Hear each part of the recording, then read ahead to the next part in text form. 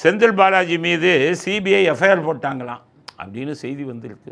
எந்த விஷயத்தில்? அந்த மின்சார ஊழல், மின்சாரத்துறையில் இந்த டிரான்ஸ்ஃபார்மர்லாம் வாங்கினாங்க பாருங்கள், அதில் பெரிய ஊழல் 300 கோடிக்கு மேலே. அது இந்த உயர் நீதிமன்றம் சொல்லிட்டாங்க, வழக்கு பதிவு செய்யுங்கன்ட்டாங்க, சிபிஐக்கு அனுப்புங்கன்ட்டாங்க. சிபிஐக்கு அனுப்பியாச்சு. சிபிஐ ஆதாரங்கள்லாம் பார்த்தான், எஃப்ஐஆர் போட்டான். உடனே எல்லாம் என்ன இருப்பாங்க, உங்களுக்கும் எனக்கும் எஃப்ஐஆர் போட்டால் நைட்டு காலையில் 5:30 மணிக்கு வந்து கைது செய்வான். ஆனால் சிபிஐக்கான திமுக காரனுக்கு நக்கட்டுக்க போக மாட்டான்.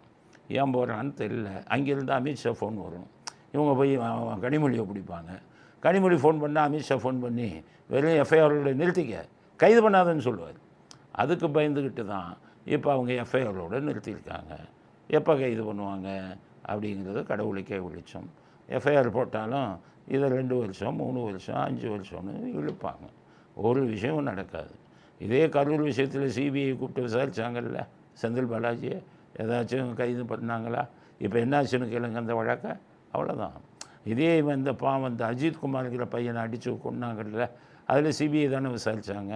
அந்த அவங்க அந்த அந்த பெண்மணி அவர்களுக்கு இதுக்கு காரணமாக இருந்தாங்கல்ல, அந்த நிக்கிதா மேலே நடவடிக்கை இருந்ததா? இல்லை.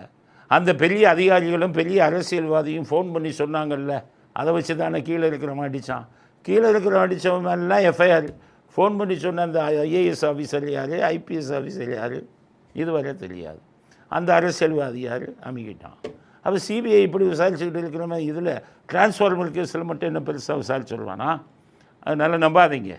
வெறும் எஃப்ஐஆர் போட்டிருக்காங்கங்கிறது தான் செய்தி.